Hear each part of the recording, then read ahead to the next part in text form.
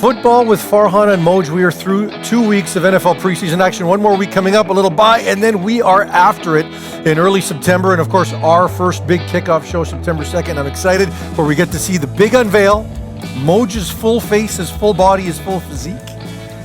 That's all I want to say is this. Let's get rid of the appetizers. I'm tired of appetizers. I want the entrees. I want the main course. That's the regular season. Let's get to week one. Let's hit fast forward. Let's get there as quickly as possible. Yes, and lots of storylines as we come out of week two. Look, we had a pretty entertaining Monday night game.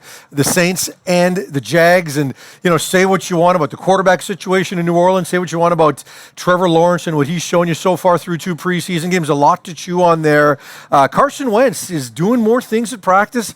Looks like Colts Nation is breathing a sigh of relief. He could be in the lineup week one. We've got a couple of stories going on in Buffalo, one about a stadium, one about a COVID situation. We've got lots going on with the Seahawks, the NFL. So much coming up on this edition of Farhan and the Moj. Yeah, we can talk a little Saints. And to me, one of the interesting things in that Monday Night Football game was the fact that both quarterbacks didn't turn the ball over. I think the big issue for Sean Payton with this quarterbacking situation, he wants somebody who's going to provide ball security. We didn't see that the first couple of preseason games with the Saints. You saw it last night. If Jameis Winston can get that out of his game, get those interceptions and turnovers out of his game, he could do something special in that system. Football with Farhan and Moj. You can catch us on Facebook, Instagram, of course, Twitter. Our website is farhanandmoj.com, and our Twitter handles and Instagram handles are simply Farhan and Moj. Every Tuesday night at 5 o'clock, coming to you live from Mahony's, sometimes live, sometimes tape. In fact, look at this. This is beautiful. I am going to miss this on Tuesday because I will be in Tampa when we launch our show. Tampa Bay. Ybor City. It's going to be I still fun. got outstanding bar tabs in Ybor City, so if you want to go down there, I'll pick them up for you. Yeah, absolutely.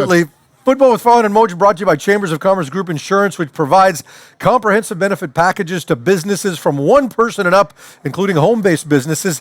30,000 businesses and 900 Chambers of Commerce agree. Chambers plan, simple, stable, and smart. And of course, West Coast Auto Group, big thank you to Scotty Jones and company, West Coast Ford, Lincoln, Kia, Nissan, Mazda, and Toyota, just across the bridge in Maple Ridge. Visit them online at westcoastautogroup.com. And as the show progresses, we're going to get into our fantasy and props and our wanna bet segment.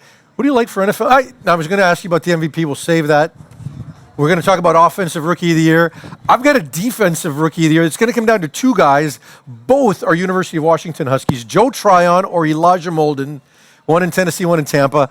So, Michael Toy's going to try to get his Ohio State guys in. I got to get mine in early. We're not going to discuss Defensive Rookie of the Year later in the show, so that's my extra. And by the way, speaking of the Huskies, you must be in heaven because right now, 2 of your favorite teams, the Huskies and the Ducks, they're like right there for the Pac-10. What a Pac-12. Ducks? They're not my favorite. Well, Ducks. You've always been an Oregon guy. You no, went back. I despise Oregon. Hold on. That was when the Ducks. That's when the Ducks were good. That's when you're on the bandwagon. No, you're all in all the jerseys. Never good. Never on the bandwagon. Uniforms. I love that. Do you ever see that little thing they had about Oregon? Like 43 different uniform combos.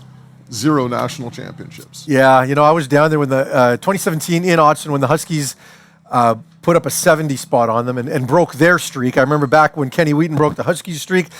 The Lions had kind of a 1-game win streak going on the CFL side. Didn't go so well at home.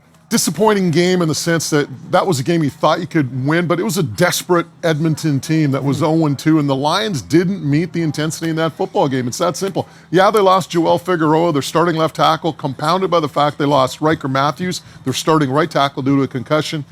Not good, but they could have done better. Big COVID story in the CFL as well. We'll get to that. Before we go to break, we want to ask you our trivia question brought to you by Blue Recruitment. William and Mary College, tiny little William and Mary College, has produced a Grey Cup winning coach and a Super Bowl winning coach. 2 different individuals. Yeah. Right? So who's the Super Bowl winning coach from William and Mary? Who's the Grey Cup winning coach from William and Mary? And we promise that this week we will actually give the answer to the trivia question by the end of the show. All right. Do we actually do it? Yeah, okay, it was me. Football with Farhan and Moj. We'll be back. Has your employee benefits plan evolved, or is it time for a second opinion? Simple to use but strong on features, Chambers Plan is trusted by more than 30,000 businesses. Every plan includes convenient access to free world-class services that support the health of your business and the well-being of your employees. including 24-hour medical support and business assistance services. Chambers Plan, all the essentials and so much more tailored to your team members. For more information or to request a quote, visit chamberplan.ca. Chambers Plan, the employee benefits of tomorrow, today. It was the openness, it was the transparency was the word we used. And we found West Coast to be very transparent. Here was probably the best experience we've had. A better buying experience is just across the bridge in Maple Ridge at the West Coast Auto Group. Football with Farhan and Moj brought to you by Chambers of Commerce Group Insurance along with the West Coast Auto Group. And Moj, an interesting story brewing in New England as Cam Newton has got to be away from the team now until Thursday because of a situation involving COVID protocols. Now, this is not him getting COVID, but he's not vaccinated, and he wound up leaving the facility and went elsewhere to a different area to go to a medical appointment, and the team approved it at the time, but he's not able to do that because he's not vaccinated. So as a result, before he enters back in to their setting, he's got to be away for a while. You know, how big of a concern is it, and does it affect the quarterback battle? I think it would affect the quarterback battle if it was the other way around. If it was Mac Jones that had to be away from practice for 5 days. You're talking about a guy who's entering his 11th season in the National Football League, a guy who knows that system in New England. A blessing in disguise, perhaps, for the Patriots because Newton has been taking most of the first-team reps with the Patriots. Now it's going to be Mac Jones for the next 4 or 5 days. Yeah, Newton's been doing most of that in practice, but in games, Jones has certainly had his fair share. When you look at their numbers, Newton 16 pass attempts in 2 preseason games. He's completed 12, 152 passing yards. Jones 28 of 38 for 233. And when you look at the other battles around there, you know, the ones that obviously come to mind, I mean, look, we know the Jags and Jets, those are done. But when you look at what's happening here in New England and you look at Chicago and you look at San Francisco, you know, Newton's in a much better place than what those other quarterbacks are just in terms of the belief of their organizations. You know, this is going to be Newton's job. Belichick's not admitting that it's his job, but I think all signs point to it being Newton starting on opening day. Is there anything Jones can do if he now gets the lion's share of reps in this final preseason game? I mean, Newton might play, but maybe not a lot given the lack of practice this week. Is there anything he can do to take that over? I don't think so. I really don't. I think, you know, when you have Cam Newton as your starting quarterback, you have a bit of a luxury there in terms of bringing in your first-round draft pick. You don't have to force-feed him to the Lions, so to speak. So I think with Mac Jones, he's going to be brought along slowly, and I think when he's ready to go in, I think he's going to wind up getting his playing time. Until that time, it's Cam Newton's team. Pretty good catch there for a D lineman. Hey, as we talk about COVID, Buffalo. Now, there's a couple of interesting stories brewing in Buffalo right now. One of them is a stadium situation, but also a COVID situation. Cole Beasley, one of 3 players that are all that have all tested negative, that have also got to be away from the team now. They apparently came in close contact with one of their trainers. The trainer had been vaccinated but tested positive, so those 3 players are now close contacts, and they've got to be away from the team. Given the hot button topic this has been in Buffalo, particularly around Beasley, is there a thing here? What do you make of it? Well, I don't know if there's a thing, but this is my point on the matter is this. If you want to make that decision not to get vaccinated, that's your decision, all right? But anytime you make a decision, there could be consequences to that decision. You have to live with those consequences, and that's what Beasley has to do. Well, Beasley's still going to stay dug in. He's gone too far down the road to all of a sudden back off now, but it's great when it happens on a Monday in August. What happens if it goes on a Thursday or a Friday in October? That's the decision you've made. I mean, again, if there are consequences to your decision, you have to live with that decision. And, you know, I think when you look at players in the NFL, players in the CFL, the amount of pressure that these guys must get from not only like fans or whatever, what about your teammates as well, right? I mean, the fact that, hey, you know what, we need you on Sunday, and if you don't get vaccinated and you come into contact with somebody with COVID and you've got to sit out for 5 days and you miss that game, you are now hurting your team. You're hurting your teammates. Let's talk a bit about the other situation in Buffalo, and that's the stadium. So right now there is a $1.4 million stadium project on the table. The owners, the Pagula family, has put that forward. And look, I think there's been a lot of debate back and forth about whether or not there's going to be an all publicly funded stadium. I don't think their owners are expecting that, and it seems that finally, after all this time, there's some positive momentum here towards getting this done. It'll be across the street from their current stadium. I know it's not Rich Stadium anymore, but that's an old, antiquated stadium. You can't retrofit that. This needs to happen, doesn't it? Well, it does, and the Pagulas played that famous card. Well, if we don't get a new stadium, folks, We could move the team. They're not moving. Roger Goodell was in town for Jim Kelly's celebrity golf tournament. Yeah. He said, he basically said this is going to get done. So How do you get Goodell to your celebrity golf tournament? I can't even get you to my celebrity golf You've never tournament. invited me. What are you talking about? That's true too. I haven't invited Goodell. I don't on meet it. the handicap requirements. Maybe I will. You've invite seen me Goodell. golf. But getting back to Buffalo, I mean, I think if the Bills were going to move it, they were going to move a while ago. You heard all that buzz about Toronto. And the other thing too is when you look around now, where would the Bills go? Like, is there a market that's really clamoring from an NFL team right now? It's the NFL. There's always a market clamor. You Yeah. can put it in Victoria or Kamloops and it would sell out. It doesn't matter. But All right. when you look at that situation, historic franchise, it's going to get done, and it'll get done on site. They're not going to have to get displaced where they're going to have to go to Toronto for a couple of seasons. Have you ever been to Buffalo for a game in Rich Stadium? I have. I have too. And I was there once. It sucks. I know. It Sucks. There's nothing charming about it. This It sucks. is the thing about Buffalo. I was there once before Christmas, and I was downtown, and I remember looking. I was like December 17th on a Saturday or whatever it was, and there's nobody. There's nobody in downtown Buffalo. I'm like, where is everyone? Like, there was no one in downtown Buffalo a week before Christmas. There's nobody on a in downtown Saturday. Buffalo. Now, then you get out to Rich Stadium, Orchard Park or wherever it's called, whatever. And it's like, you honestly feel like there's like some alien craft came into downtown Buffalo, sucked up all the people, moved it over to like Rich Stadium and just dumped them in there on Sunday. And it was just absolutely crazy. Those Bill fans, they are rabid fans. I mean, the Buffalo Mafia. What do you got to say about that? But you look at stadiums like Green Bay, and you look at Kansas City, and you look at even Chicago, right? Historic stadiums that they wound up retrofitting and bringing out the best in the old and the new. Can't do it with Buffalo. Yeah, it's not going to work. So Did it they with gotta- Lambeau. Lambeau's phenomenal. Unbelievable. Best place to watch a game. You've never been to Green Bay and you're a football fan, you have to go to Green Bay. It's that simple. Yeah, It's and- unbelievable. The experience there, and I was there for Favre's last game, NFC Championship game against the Giants. I think it was the second or third coldest game in NFL history. No place you'd rather be. Most overrated quarterback in NFL history, but that's a topic and a debate for another time. Jameis Winston, as we talk about overrated quarterbacks, well, actually, I shouldn't say that now. Maybe he's become the Renaissance man. Winston looked great last night. 9 of 10, couple of touchdown passes. Marquez Callaway, I think they found an emerging star, undrafted free agent there. Is this battle done? Taysom Hill, who was average 11 of 20 last night, is there anything he can do, or is Jameis Winston the starter right now? Right now, I would say Jameis Winston. And as we Has talked to about, be. I would talk about right off the top, I think the biggest thing for Sean Payton with this quarterback, he wants ball security. You didn't really see it out of those two candidates. First couple of games, I think, first game, I should say. You're seeing it now. You saw it in that game. And I think the other thing, too, is if you have Winston as your starter, you can always kind of bring Hill in as that package type guy.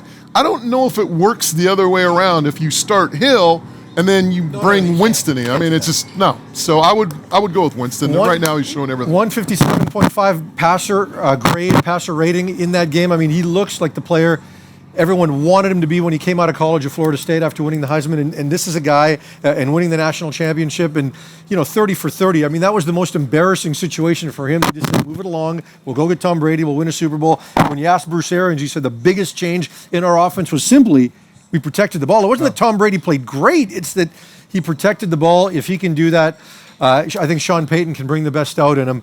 Indianapolis, Carson Wentz. Yeah, I mean, to me, this is great news if you're a Colts fan because he's starting to take reps in practice. He's looking good. There's a possibility he probably will play in week 1. So when you look at Carson Wentz in the situation with the Colts, it's awesome for Colts fans. I think it's awesome for Carson Wentz and the Colts, given the fact that this is a new team. I know you're going to mention he likes Frank Reich. They know each other and all that. But still, you need to get out there. You need to get reps in a new system, get familiar with the personnel, and also gain the trust of your new teammates.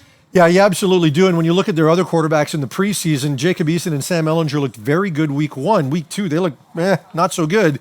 So all of a sudden, Wentz gets out there. He's doing a bit more on the practice field. Really looks like he's trending towards that. And Quentin Nelson also getting back out and being a little bit active. So if they could get him in. And look, Wentz has got some work to do as a quarterback. He's not coming back here as a savior yet. I know they're hoping for that. It's almost like he became more valuable when he got hurt. Because people forgot he sucked in Philadelphia last year. I mean, he's got to get significantly better, and he needs to get on the field. What have you seen with Wentz's game? I mean, you're the whole lot of people. I love for Carson. people that don't know, quarterback savant. That's all he watches. He watches quarterbacks nonstop. He goes home Sunday night, and he's watching quarterback tape. So tell me what has gone wrong with Carson Wentz's game. I just think there's a lot of people in Carson Wentz's ear. They had so many people in his year in Philadelphia. They brought different guys in. I don't think he ever got comfortable with any of them. Offensive line wasn't good. They had no weapons at receiver. He's not a quarterback that is comfortable taking what you give him. He really, really believes it's on him to make big plays all the time. I think Reich will bring out the best in him, but he just needs to take a step back and realize I need to rebuild, because I think there's just too much talent there. That guy we saw the year they won the Super Bowl that went down with the injury, I just don't believe he's that far removed. It's going to take time, but he's too young to say he's all washed up at this stage in his career. Time now for Go for Two. We don't have a lot of time left because we went long there, but we're going to get into it on a couple of different topics, and we'll stick with quarterbacks in San Francisco. We're going to talk to Lorenzo Neal in the next segment, but I want to ask you, like, Kyle Shanahan refuses to name his starting quarterback, and the way he's handled him, with Garoppolo getting barely any time, Trey Lance getting all the reps, but he's still not naming his guy, even though we know what he's going to do. Maybe it's a pressure thing, right? You don't want to put the pressure on somebody naming him as the number one guy. Who knows? All I know is this. I think Jimmy Garoppolo starts the season as the 49er quarterback. I think Trey Lance finishes the season as the 49er quarterback. I think a couple of things are happening. If you put Garoppolo out there a lot, Shanahan knows what he's got in Garoppolo. He knows the offense. He knows his physical limitations. I think if you put Garoppolo out there in the preseason and he's average, you're even going to create more unrest in the fan base. So right now you put Trey Lance out there, you give him every opportunity to develop and just progress. And then all of a sudden, if he hits a home run and has the Russell Wilson 2012 type preseason, and you can go back in your locker room and say, got to play him. Yeah. But he hasn't done that. Lance has shown moments of spectacular and moments of child. And, and Garoppolo has been unable to look bad. So I think it works out well because you've almost protected Garoppolo while developing Trey Lance in this situation. So it's weird that he just won't give in, even though everything points to it. But, in the end, he's going to do what he's going to do here. When I look at the 49ers, I think what they need, and they don't have in Garoppolo, is they don't have a guy that you say, this guy can outright win a football game for us, right? There are quarterbacks around the league that can do that for you. Garoppolo is not that guy. He needs a great supporting cast around him. Does Trey Lance develop into that quarterback that can win a game for you? Time will tell. When's your birthday? August 16th. We just missed it. Yeah. You know what your thanks for realizing that it was my birthday. Well, I'm bringing it up now. You know what your birthday and I have in common? August 16th is the anniversary of when my family came to Canada. Really? So it's my 49th Canadian birthday, and your like 59th actual birthday. So for your birthday, I'm giving you 2 beer. Okay. And I'm also going to throw out a D-line question at you, because you've been wanting to talk quarterbacks. J.J. Watt made his appearance, long-awaited appearance, at Cardinals camp on Monday, and he was supposed to come in slowly, just do position drills. He got right into team activities right away. What are reasonable expectations for J.J. Watt right now? If I'm the Cardinals, I'm going to utilize this guy in certain situations. I don't think he's an every down player anymore. Yeah. It's just his body is too beat up. It's too ravaged. I mean, he's coming off a hamstring injury now. So if I'm looking at J.J. Watt this year, if I'm coaching that team, I want to use him in select downs and distances, put him in the position where he can best maximize his talents. He's not an every down player. You want to save the wear and tear on his body. You want to keep him fresh. And, by maybe limiting him to, say, 50% of the snaps or 40% of the snaps in a game, I think you're doing that. Yeah, I think that's the way to go. And right now, when you look at the numbers around Watt, he's played more than 900 snaps in 5 of his 10 seasons, played at least 741 snaps in every season where he's appeared in all 16 games. He's managed 7 times to do that just twice in the last 5 seasons, right? So coming off a full 16-game season in 2020 when he played 978 snaps. There's been some wear and tear on this guy. In theory, I think that's the best way to go, but given the Cardinals' talent level, do you think they can actually go out there and execute that plan? Yeah, I don't think they can. I just don't think they have enough depth. I think they're going to overuse him early, and I think it's not going to pay dividends really quickly. Love the quote from Lamar Jackson, who said, he was asked if he thinks the NFL has figured him out by now, and he said, I strongly doubt it. Yes, He's still young. Oh, no. This kid's we still have more of a ceiling with this kid. Absolutely. And a couple receivers that have been dropping balls, too. You're the receiver connoisseur. See him catch the papers here? Yeah. Jamar Chase, Devonta Smith, they've been dropping passes. Should their teams be worried? No. Preseason. Chase maybe is dropping a lot. Maybe, he's not looked good in camp so far. Maybe it's just, it's the preseason focus. I think it matters most when you're actually playing real games. So, Smith, I'm not worried about, but Chase, he's not looked great in practice. He's not created separation. He's dropping these balls. Didn't play last year. This guy was better than Justin Jefferson 2 years ago, but I don't know. He might not even be in the top 3 when the season begins for them right now. But we're going to take a quick break. When we come back, your buddy Lorenzo Neal is going to join us, talk a bit about the 49ers, and we'll also get into Wanna Bet football with Farhan and Moj, brought to you by Chambers of Commerce Group Insurance and the West Coast Auto Group. When you partner with Blue Recruitment, you not only help your business grow, you also help the community grow around you. Our team works tirelessly to make sure we deliver an exceptional service because we work for you. We work for our associates. We work for everybody. Temporary staffing at its best. Contact us now at 778-928-6745. That's blueinc.com, BLOOINC.com. Always a treat to talk some football with NFL insider Lorenzo Neal of CSN in the Bay Area. Lorenzo, the 49ers are in camp. Everyone's talking about the quarterbacking situation. Tell me what's up with the quarterbacking situation with the Niners. I don't think it's going to be a situation right now. I think when you look at these two guys, both of them are trying to win a job. I look at Jimmy G, and right now I give Jimmy G the edge. You have two quarterbacks that are trying to be the face of the San Francisco 49ers, but I really still believe right now that Jimmy G will be starting. I think young Trey has a big arm, has all the talent of a first-round pick, and all the talent to be a great quarterback in the National Football League. But right now, I just think that Jimmy G is a little bit more seasoned. I mean, you're talking about a kid who's coming out of North Dakota State. Do you think that's holding him back a little bit going to the pro game, making such a huge jump?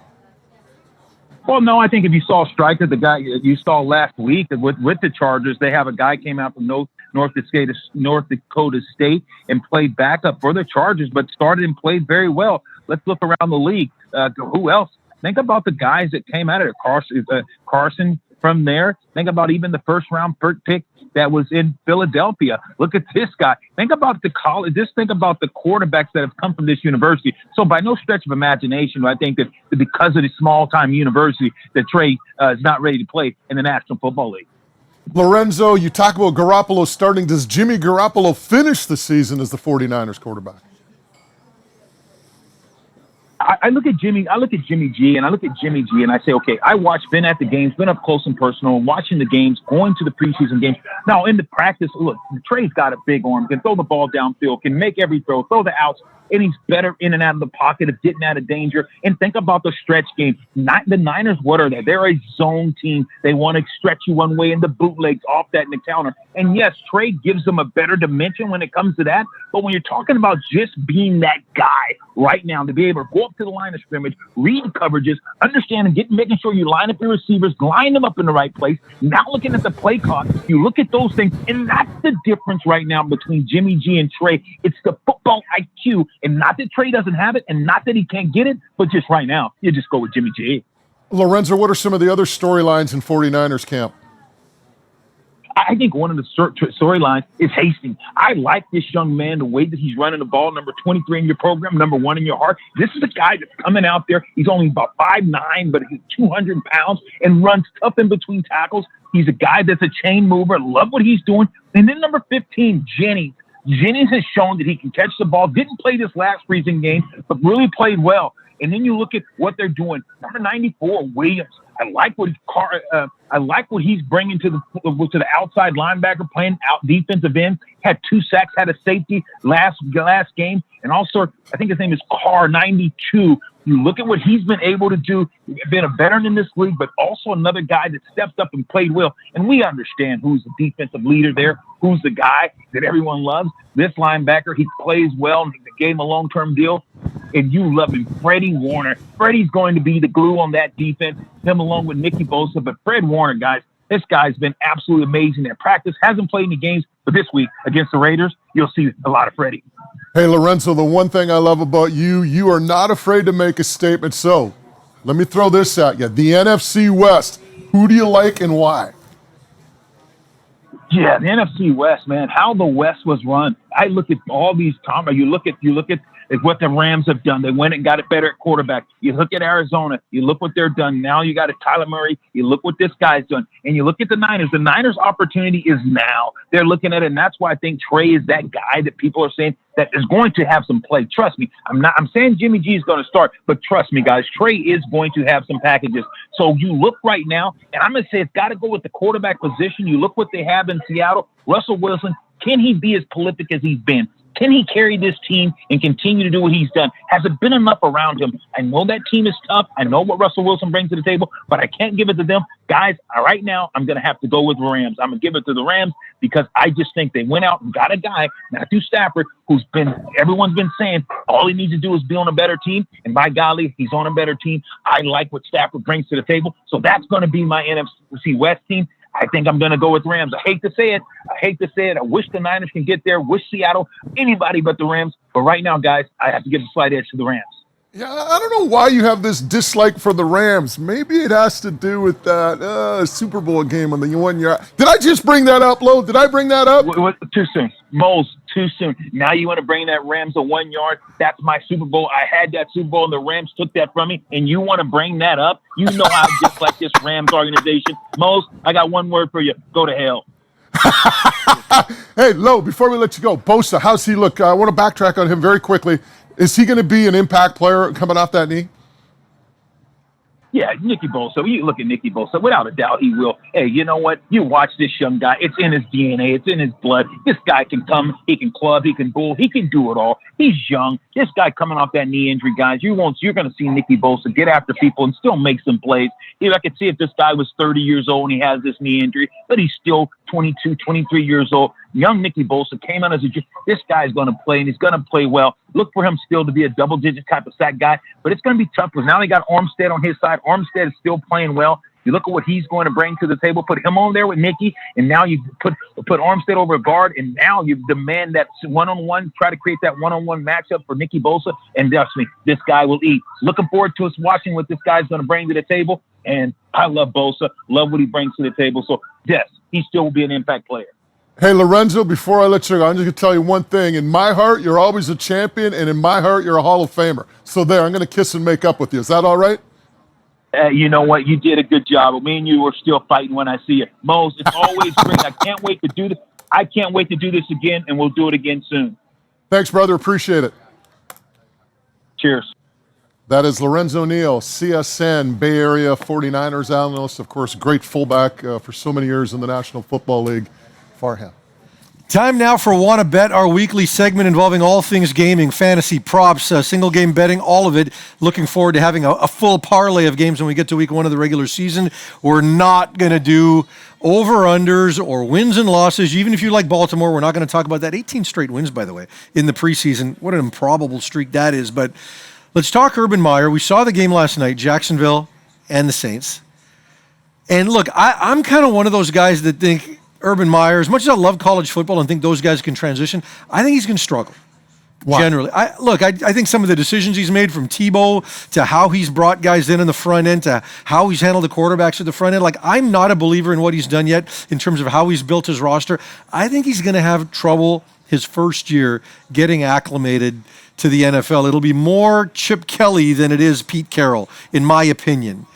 And our executive producer, Michael Toy, thinks that because he hates him for leaving Ohio State. Well, I think the big thing with Urban Meyer is this. He's going to have to get used to losing. They were talking about that game last night, and they talked to Urban Meyer before about the 2-minute drill. He can count on his hand how many times he had to run a 2-minute drill in college to win a football game, right? This is a guy who's used to beating opponents by 20, 30, 40 You're going to drop this over? I gave you credit this is good. I'm good. Okay. He's winning by 20, 30, 40 points each game. Now all of a sudden you get to the pros and you're going to get your butt kicked probably on a regular basis. I mean, Jacksonville is going to be bad. Let's face it. They're not going to be a good football team. They're going to be a lot of growing pains. And how does he get used to handling a team with that type of environment? When's his first win? Week number 1, Houston. I'm calling it right now. Forget about Jackson. Hey, you think Jacksonville's bad? Houston is Houston already is in the sweepstakes for Spencer Rattler or Sam Howell, the quarterback, next year. It's a tire fire. Vegas has them at 4 wins in terms of the over-under total. I just mentioned my God. Total. And Bill O'Brien winds up at Alabama after destroying. And you know what happens when you go to Alabama, right? you leave Alabama with another big-time college job that's going to pay you $8 million a year. So that's what Bill O'Brien did. He destroyed the Houston Texans. He got the offensive coordinator job at Alabama after that, and he's going to parlay that into another big-time college job. He was the Penn State coach before he went to I've got Houston. Who do you got? I'm going to go week 4 against Cincinnati. And look, just because I kind of think week 1 too, but I'm going to be the contrarian here. It'll be a rematch. Joe Burrow, Trevor Lawrence of the national championship game 2 years ago, and that's where Trevor Lawrence gets his first win, and Urban Meyer gets his first win against Cincinnati. Still telling you, Houston. All Okay. right. NFL MVP. We probably could have waited a week to get here, but Patrick Mahomes right now at plus 400. Aaron Rodgers, last year's MVP, plus 800. Josh Allen at 900. Tom Brady at 1,300. Who do you got? Well, if I'm going to go with a value pick, why not take Brady at plus 1,300? You can't go wrong putting $100 on Tom Brady and winning 13 in return. I look at Mahomes as probably the favorite, as everyone else does, at plus 400. You think Kansas City has a bounce back, but here's the thing about Kansas City that concerns me, Farhan. That offensive line, right? They've got some problems. Oh, there. you know what?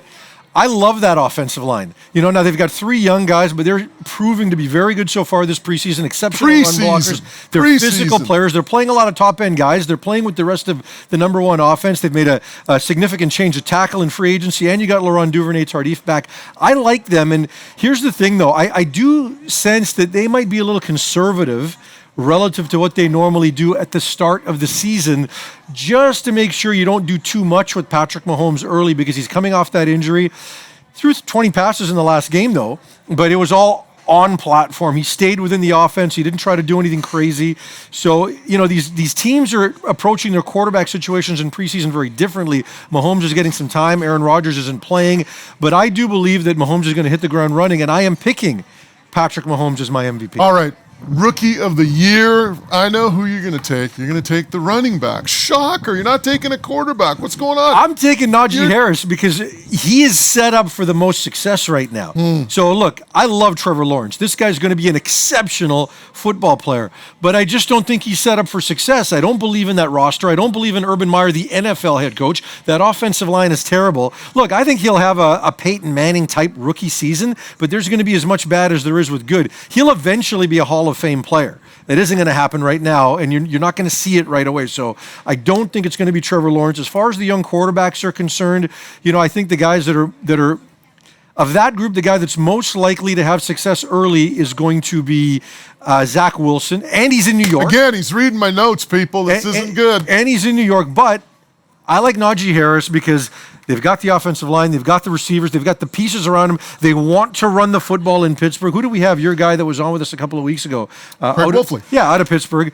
They want to establish their the run. identity. It's their identity, and you're reading my notes. He is a complete back. He can do everything. You watch some hurdle guys in the college football playoff. He gets the hard yards. He can catch balls out of the backfield. This guy can do it all. He'll show it to you in his first year. He'll be the offensive rookie of the year. All right, after that filibuster, producer Michael tells me we have 15 seconds to explain my pick, which is Zach Wilson, quarterback of the New York Jets. Great value.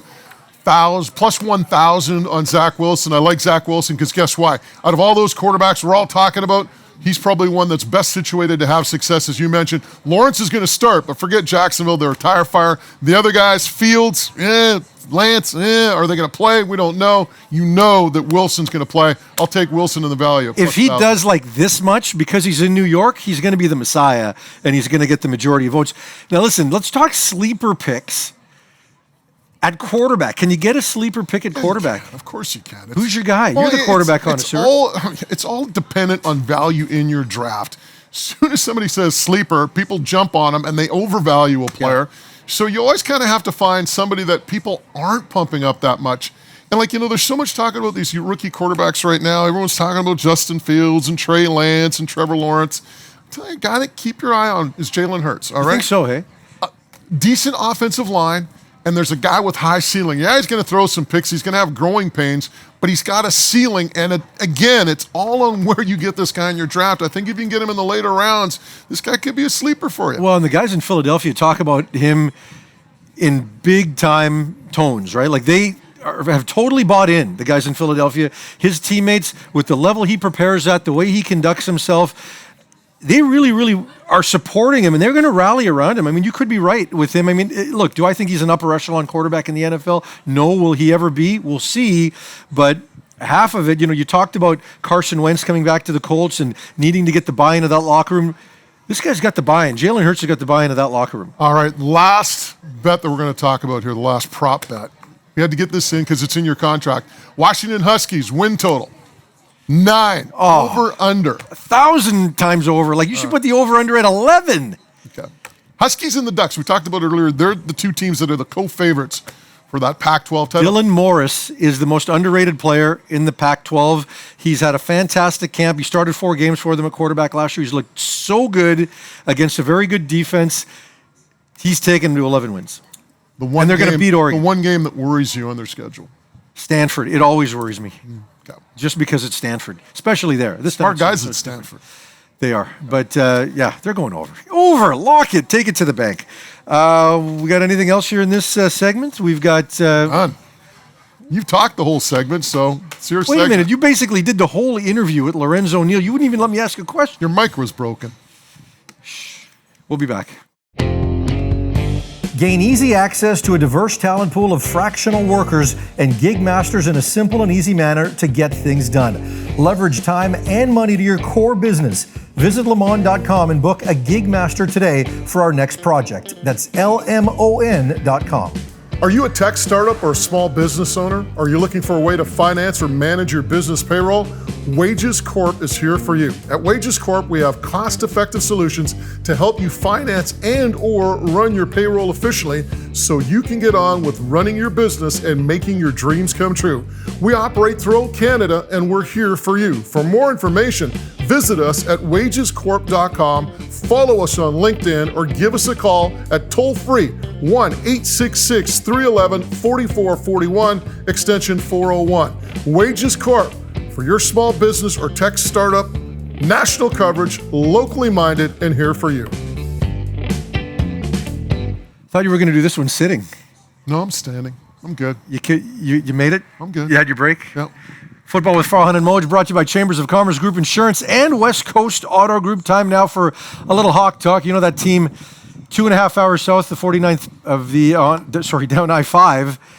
They've lost 2 preseason games by a total of 50-10. Are you worried? No, like Russell Wilson hasn't played. However, I'm more worried about your geography skills, but 49th parallel. 49th parallel, but I-5. South I-5. So here's the deal. They did start half of their actual defensive starters in the last game, and Teddy Bridgewater made them look silly. And they had some legitimate players playing in this game. Should that part worry you, what you're seeing defensively? Well, DJ Reed needs to get healthy. That's number one. I think there's some issues with their corners. You know, you got Witherspoon, Brown, Flowers, Randall. They're all out there. They got to cast the thousands. But they've got to get that cleaned up because that could hurt them. So they've got to figure out what's going on at cornerback. We talked about the offensive line last week. I mean, you look at that team right now, to me, 2 issues. One, you got to get Brown in camp. 2, you got to figure out what's happening at corner. One positive, though, Jordan Brooks looked good. 7 tackles. I'm wondering if this guy can be an impact player this year. Well, I mean, look, he's an exceptional athlete, and this is why they got rid of KJ Wright, right? They felt this was the time for Jordan Brooks to take that step and to be an every down player. He was more of a, he didn't always play on third down situations where you can always put KJ Wright in every situation. They love him athletically. 7 tackles in the first half, and KJ Wright is still out there. And he's not going to come in as a situational package guy. Yeah, they need a guy to be, he's going to come back to be a starter somewhere. That's why you can't sign KJ Wright, because he's not going to come at a cheap ticket. If you're going to bring KJ Wright in, you're going to have to pay him big bucks, and that means he's got to start. And right now, he doesn't fit as a starter on that football team. Seahawks lost Ben Burr-Kirven, one of their backup linebackers and special teams guy. You can't bring a guy like Brooks in. But you know what they did bring in is our good friend Luke Wilson. Everything is saved now. What's this? 1, 2, 3. What's it? It's like 9th time Third back or with fourth? the Seahawks. You can't bring him down. And ironically enough, he got there in time for Techno Tuesday. Yeah, so Luke is back. Nice to see Luke, one of the good guys in the game. And, when you talk about guys being a fit for a team, I mean, when he was at the Raiders, it's like, meh. Yeah, and when he's Detroit, with the Lions, meh. So he's a Seahawk. Colby Parkinson and Mabry both out with foot injuries, so that opened up a door. Now, whether or not he lasts the whole season, depending on their injuries, remains to be seen. Don't know if they need surgery or not, either one of those guys. But always good to have him back around when we go down there, because he's one guy we know we can get for interviews whenever we feel like it. We got to get him on the show. Get him on the show. So Russell Wilson is going to play this week. The bulk of the offensive starters are going to play this week. And is this the right strategy? I mentioned that Patrick Mahomes played, he dropped back and attempted, or at least they had 20 passes called for him in the last game. Stafford, Rodgers, no preseason snaps. Tom Brady's going to play a bit this week, Saturday against Houston. But are they doing the right thing? Should he have played more, given this is a new offense and a new offensive coordinator? I was just about to throw that question to you. Do you think this is all predicated on the fact that they have a new OC with the Seahawks? And, maybe it's just as simple as talking to the guy during the course of the game. Maybe it's as simple as just using the verbiage during the game. Everything is different. You can talk about practice all you want, but going from practice to a game is like going from 25 miles an hour to 100 miles an hour, right? So to me, I think a lot of this is predicated on the fact they've got a new OC, and from there, they're going to see what happens. But so do you think they should have played him to get comfortable within that system? No, I think if they play him one game, I think they'll be all right. I don't think you need to get him in multiple games in the preseason. One game. Well, it's Russell Wilson. And for me, I think that Russell Wilson's the one guy that, I don't think it matters to him, like the difference between practice or game. He's getting all his reps. You're going to see him play a quarter this week, and you're not going to see anything that they're going to actually run. They're going to keep it hidden because they don't want to show that to the rest of the league, to the rest of the division.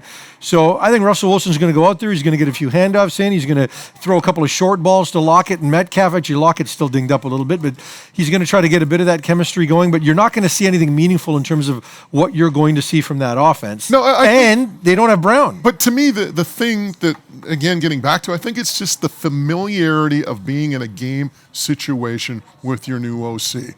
Just, again, getting the calls in, getting used to what he will tell you during the course of a huddle, just getting used to that in a game situation. I think all of it is predicated on having that new OC. That's why he's playing. John Ursuya is also out for the season now.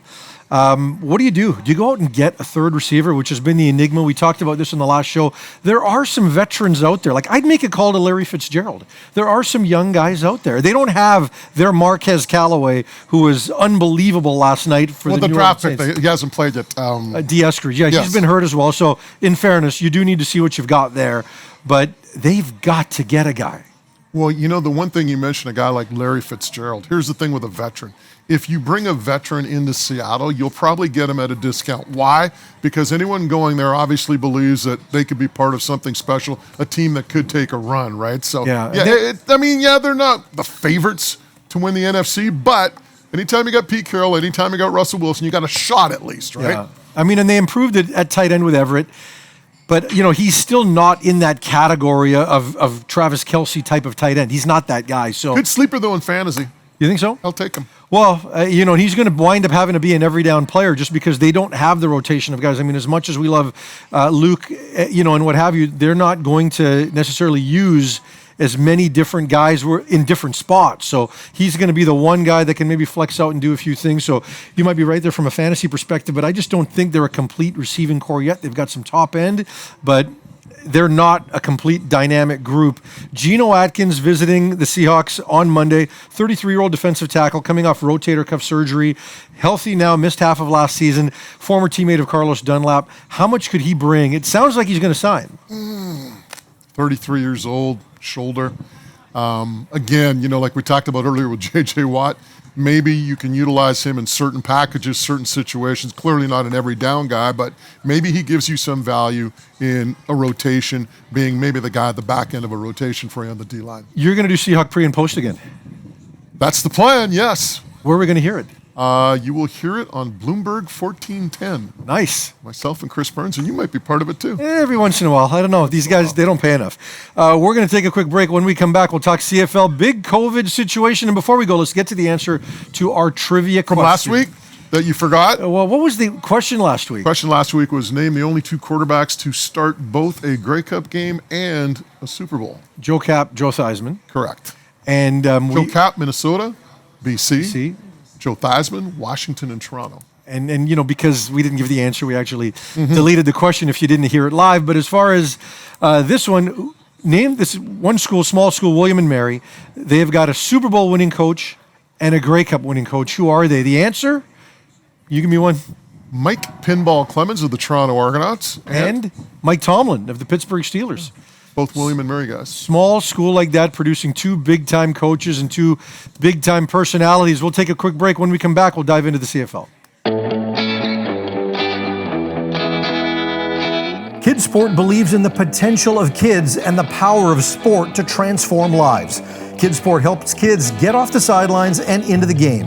All kids deserve a chance to get involved in amateur sport and experience the physical and mental health benefits that can come from a positive sport experience. Kids Sport provides support to kids by removing financial barriers that can prevent them from playing organized sport. Help us raise awareness of the program. Simply share the opportunity for a Kids Sport grant with families in your life that might need a little extra help. Kids Sport covers the registration fees for a season of sport. For more information, visit kidsport.ca and click on Apply for Grant. You'll be directed to one of 40 volunteer-run chapters throughout BC or the Kids Sport BC office if your community does not have a local chapter. Help us spread the word all over BC that Kids Sport is ready to help so all kids can play. Football with Farhan and Moj. Time to talk a little CFL.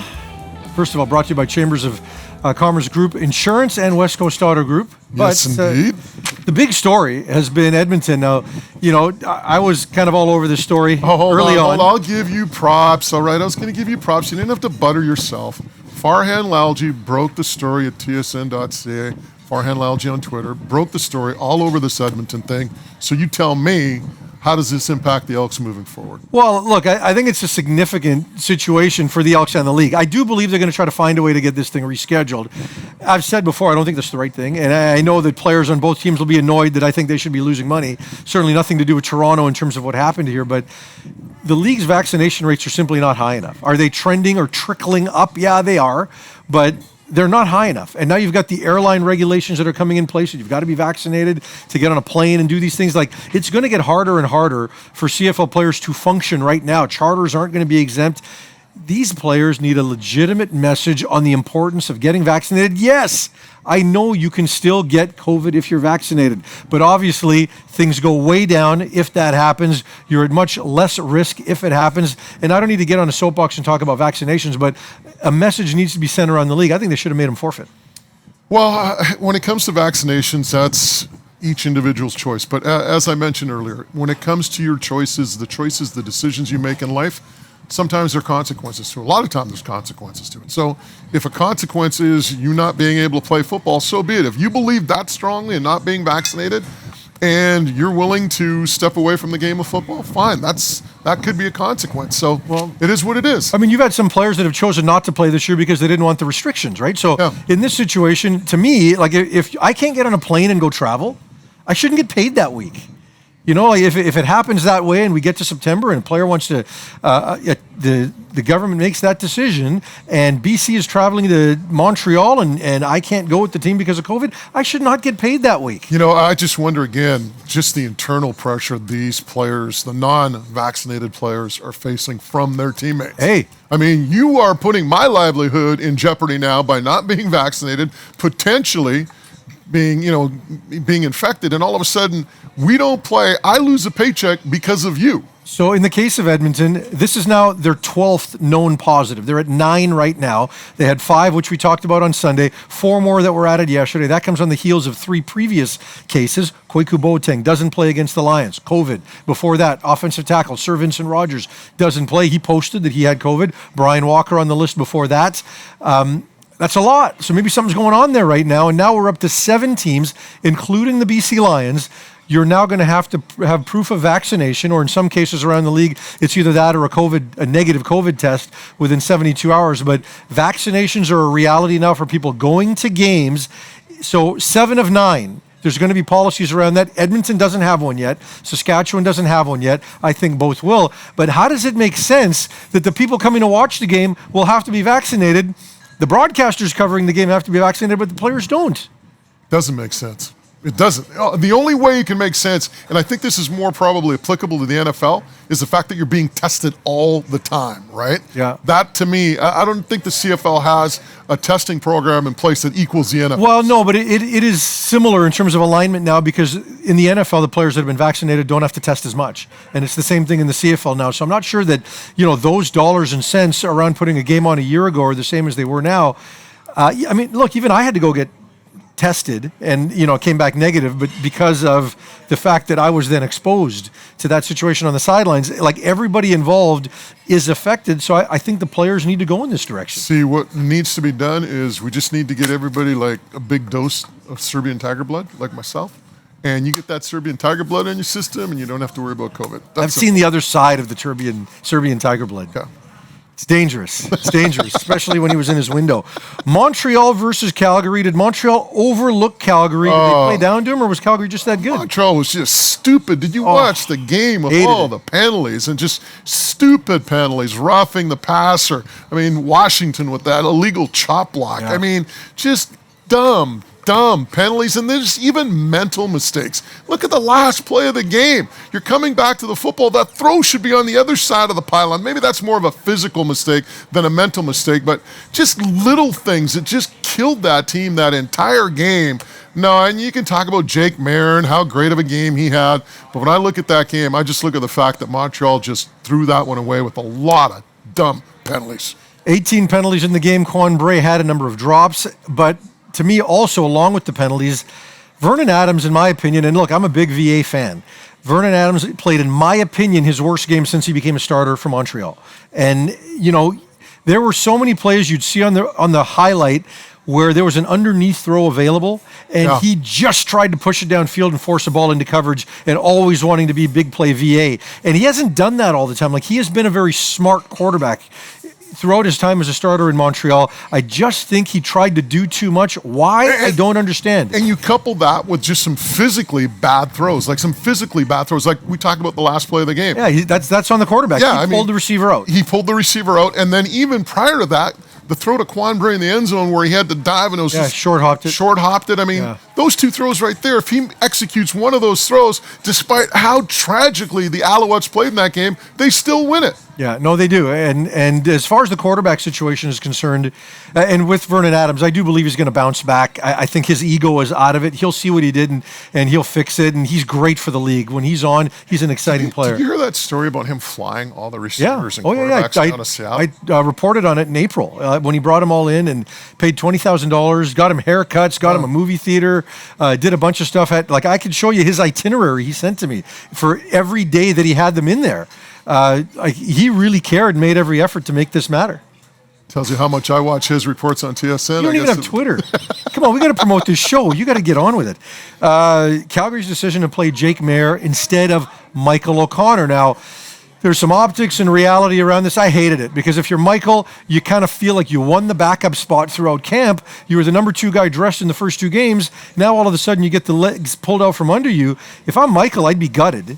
But at the same time, if it was any other coach, I'd be looking for an agenda. Dave Dickenson generally isn't like that. Well, the one thing about Dickenson, he said he liked what he saw in practice during the course of the week. That week. Well, what about what you saw in training camp in the first 2 weeks? What have you done for me lately? It's pro sports, right? But you talked about O'Connor being gutted.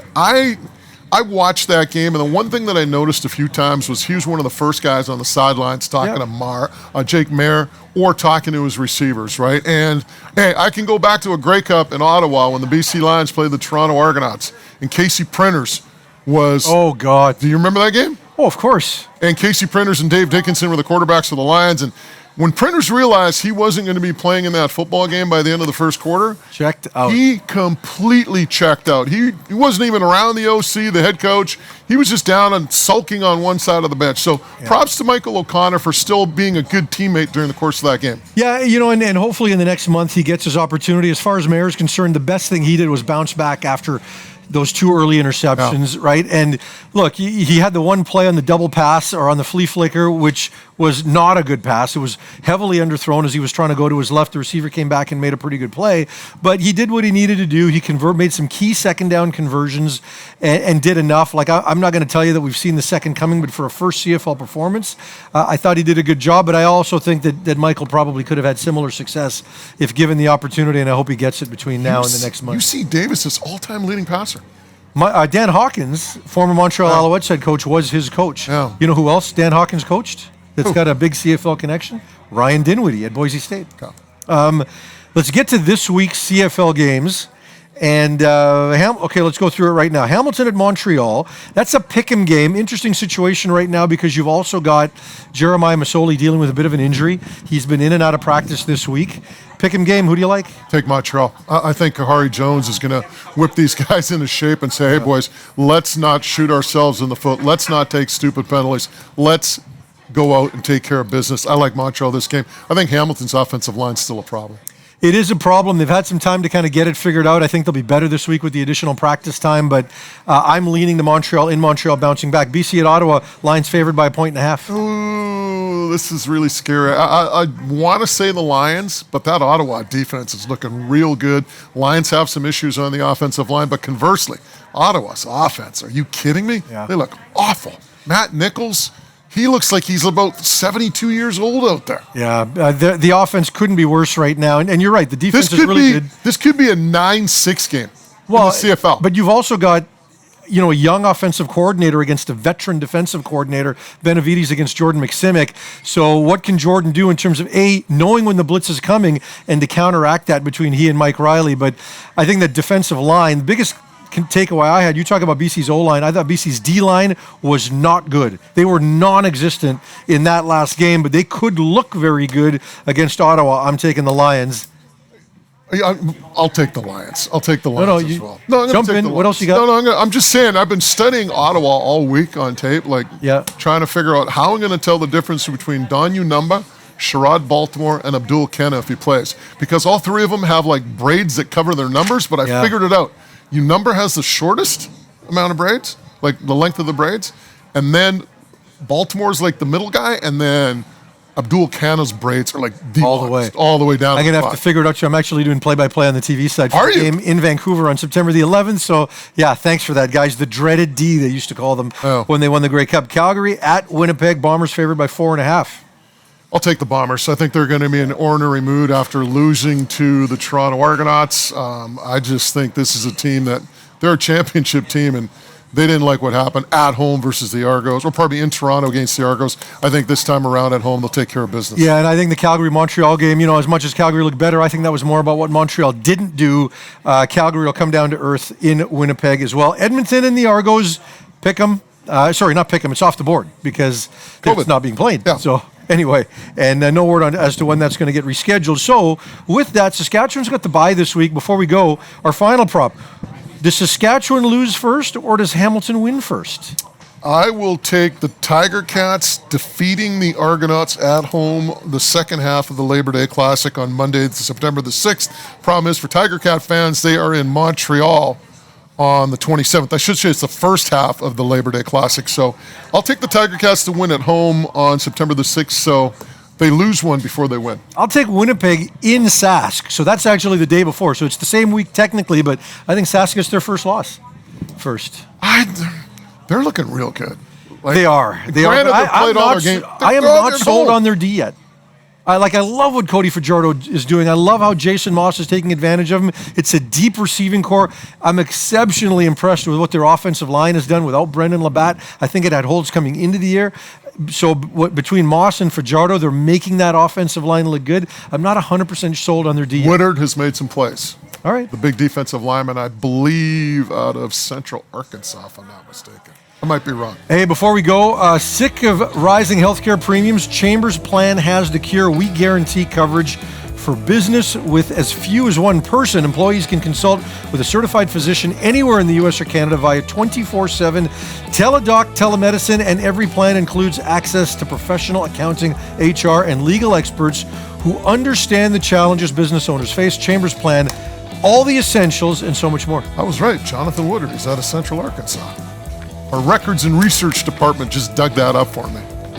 What do you got? You got to give some love to your guys. Of course, West Coast Autograph, Scott Jones, Michelle Jones, Check them out just across the bridge in Maple Ridge. Visit them online at westcoastautorgroup.com. Hey, thanks for logging on your favorite podcast platforms. We're here every Tuesday at 5 o'clock. It is Football with Farhan and Moj.